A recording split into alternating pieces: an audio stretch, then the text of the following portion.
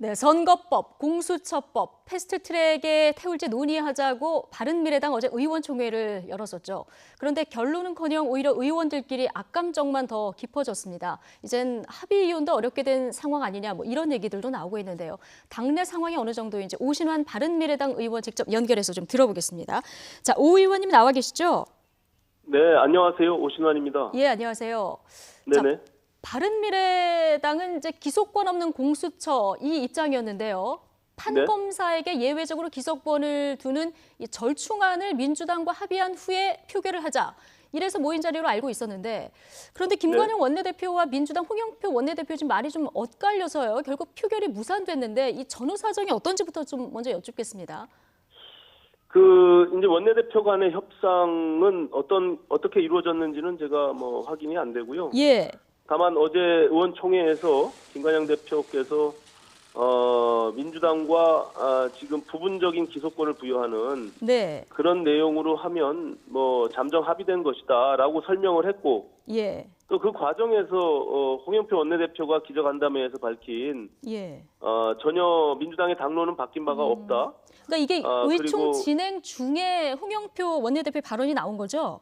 그렇습니다. 이제 외부에서 발언을 했지만 그것이 금방 백플로 전부 SNS상에 돌았기 때문에 우리는 이제 그것을 현장에서 봤고 김관영 원내대표가 이야기하는 것과 전혀 다른 내용이기 때문에 이것이 어떻게 합의라고 할 수 있느냐라고 해서 이제 또 논쟁이 있었던 것이죠. 예. 아, 그렇군요. 그러니까 유승민 의원이 그렇기 때문에 원내대표가 서명한 문서가 있어야 된다. 그래서 바보 같은 의총이었다. 이런 표현까지 쓰셨던데요.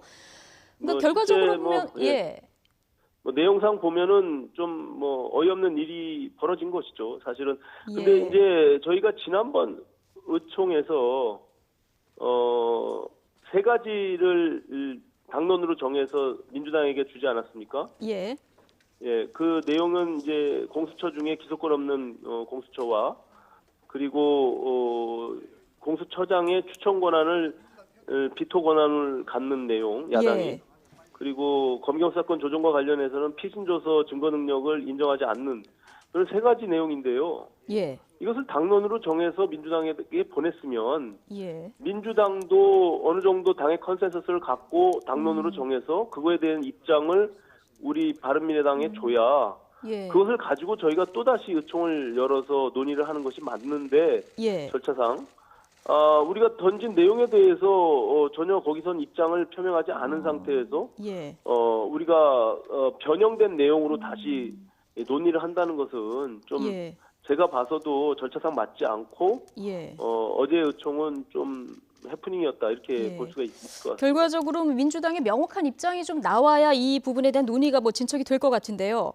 어쨌든 김관영 원내대표도 좀 입장이 난처 있을 것 같고요. 그러다 보니까 의총장 더 시끄러웠었는데 특히 어제 이현주 의원이요. 의총장 앞에서 문전박대들을 당해서 이제 소란을 일기도 하지 않았습니까? 그런데 당원 당규상 보면 당원권 정지를 받은 의원이 의총장에 들어갈 수 있는 겁니까? 아닌 겁니까? 그럼 당원 당규에 대한 해석에 좀 차이가 있을 수 있는데요. 예.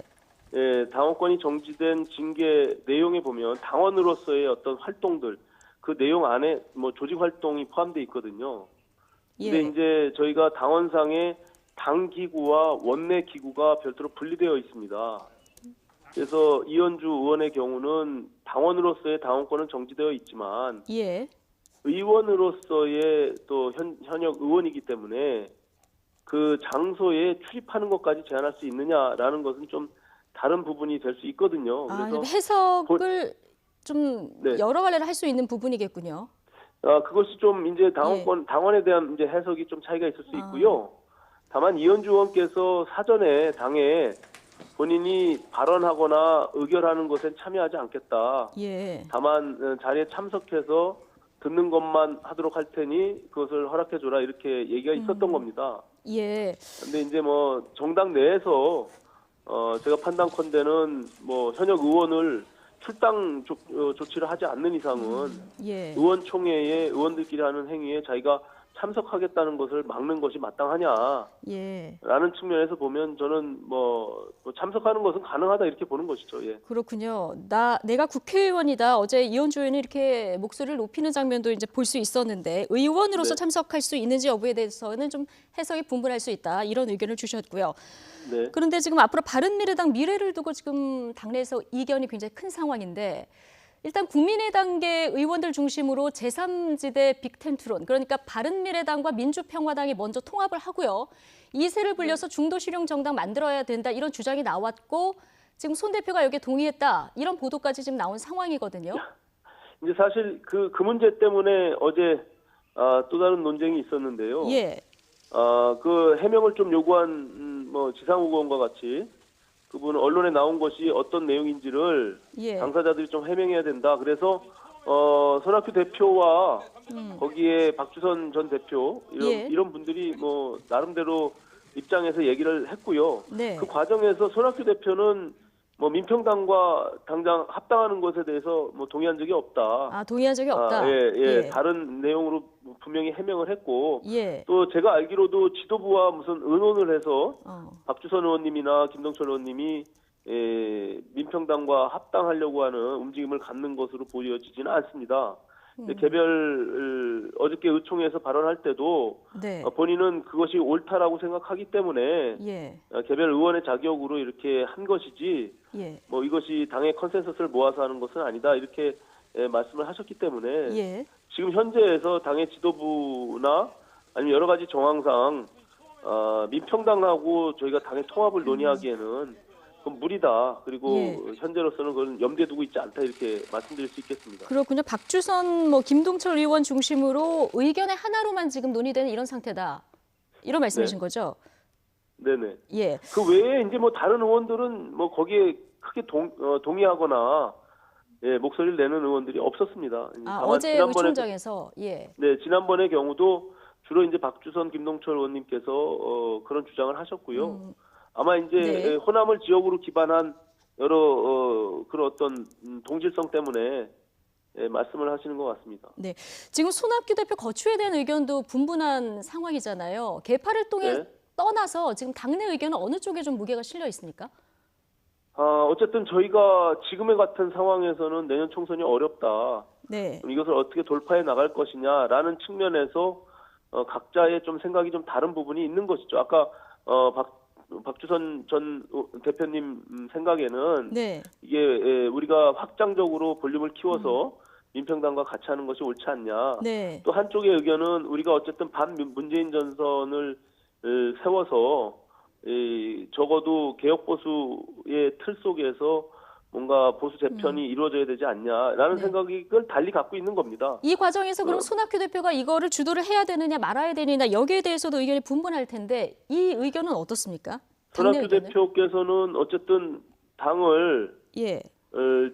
지금 같은 내용 속에서 어떻게 내년 총선을 치러낼 것인지 향후 혁신안과 비전을 이제 준비해서 당 구성원들에게 제시를 해야 되지 않나 이렇게 판단을 하고 있습니다. 그래서 예. 아마 이제 조만간 그런 부분들에 대해서 말씀이 있으실 거라고 판단이 되고요. 네. 다만 지금 뭐 9월 이전에 10% 당 지지율 뭐 이런 언급을 하였는데 예. 저희가 뭐 당에 지금 워낙 국민들의 신뢰를 못 얻기 때문에 네. 1차적으로 돌파할 수 있는 그 수치에 대해서 손학규 대표께서 제시하신 것이라고 보고요. 예. 단지 10%만 갖고 저희가 당을 존속 가능하다고 볼 수는 없지 않습니까? 내년 예. 총선 칠 수 없는 건데 이제 그것에 만족할 수 있는 것은 아니고 예. 정확한 내년 총선과 관련해서 비전을 반드시 제시해야만 이런 문제가 해결될 수 있지 않을까 이렇게 생각합니다. 뭔가 손학규 대표가 구체적인 비전을 제시하는 게 선행돼야 된다 이런 말씀이신데 지금 네, 또 여러 당내에서는 의원님들이 예. 그런 요구들을 했고요. 예. 예. 그런데 이제 손 대표 물러나야 된다 이런 얘기를 하시는 분도 많은데 네. 손학규 대표는 자리에 연연하는 게 아니라 지금 물러나면 당이 붕괴된다 이런 이야기를 하거든요. 사퇴하면은 사실 그 이후 대책은 있습니까? 현재 이제 뭐 지도부 내부에서 특히 손학규 대표를 포함한 최고위원들이 다 예. 같이 사퇴로서 책임지고 네. 비대위 체제로 전환을 하는 것이 당장 맞지 않냐 이런 이야기들을 주장하는 것이거든요. 예. 근데 그 이후에 사실은 뭐 뚜렷한 뭐 대안이랄까 뭐 이런 것들이 마찬가지로 부재하기 때문에 그런 부분들은 같이 논의해서 뭐 당장이 아니더라도 어떤 식으로 어떻게 우리가 당을 방향을 제시하고 설정해 나갈 것인지는 네. 좀 머리를 맞대고 논의를 해야 될 거라고 판단이 됩니다. 단순히 손학규 대표 사퇴해라 마라 이런 문제만으로 해결될 수 있는 문제는 아니거든요. 예, 당대표 거취 문제로 해결될 문제는 아니고 지금 이럴수록 머리를 맞대야 한다는 의견을 네. 주셨는데 왜냐하면 예. 저희가 지금 가장 중요한 문제는 당이 내년 총선까지 지속 가능하지 않다라는 것이 가장 중요한 문제거든요. 내부 살아남을 수 구성원들도 있느냐. 예. 그런 불안한 부분들을 갖고 있기 때문에 이런 것들이 해소되지 않으면 어떤 체제가 들어오더라도 결과적으로는 뭐 유지가 되기가 어려운 것이죠. 예. 예. 자, 이렇게 뭐 모든 것이 안개 속이다 보니까 지금 안철수 전 대표의 조기 등판론이 술술 나오고 있습니다. 최근 뭐 독일에서 하프 마라톤을 완주했다 뭐 이런 근황이 알려지기도 했는데 네네. 지금 친한계 입장은 손학규 대표 체제에서 유승민, 안철수 공동 대표 체제로 다시 돌아가야 된다 이런 의견을 냈거든요. 자, 이렇게 되면은 좀 해결이 될 거라고 보시는지 또 가능성은 있는 건지 마지막으로 좀 여쭙겠습니다. 어쨌든 저희가 바른미래당은 과거 바른정당 유승민 대표와 국민의당 안철수 대표의 어떤 의지를 가지고 통합이 된 거 아니겠습니까? 예. 예, 그런 측면에서는 두 분이 창업주로서 예. 책임과 여기에 대한 뭐 애정이 있다라고 생각합니다. 그런 측면에서 이제 구성원들이 다양한 목소리를 내고 있긴 하는데 안철수 대표께서 통합이 되고 나서 바로 일선에서 물러나셨단 말이에요. 예. 그래서 유승민 안철수가 손잡고 어떤 역할을 해본 적이 없습니다, 사실상. 사실상 없었다. 예. 그래서 이제 그런 당원들은 이번에 마지막으로 최선을 다해서 한번 우리가 역할을 한번 해보자. 네. 그것을 안철수 유승민 대표께 우리가 한번 건의하고 전면에 좀 끌어내보자. 뭐 그런 목소리를 내고 있는 것으로 알고 있습니다. 예. 알겠습니다.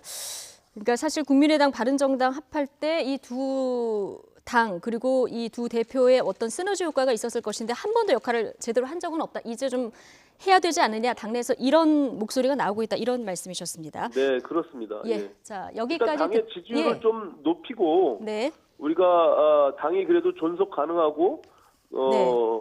구성원들이 좀 이게 하나의 목소리를 낼 수 있는 그 구심점을 만들기 위한 역할이 결국에는 우리가 창당 정신으로 돌아가서 안철수, 유승민 두 대표의 어떤 단합된 힘을 보이는 것이 우리가 해볼 수 있는 일 아니겠느냐 이런 이야기를 하는 것이죠. 예. 알겠습니다. 여기까지 듣겠습니다. 오신환 의원님 고맙습니다. 네, 고맙습니다.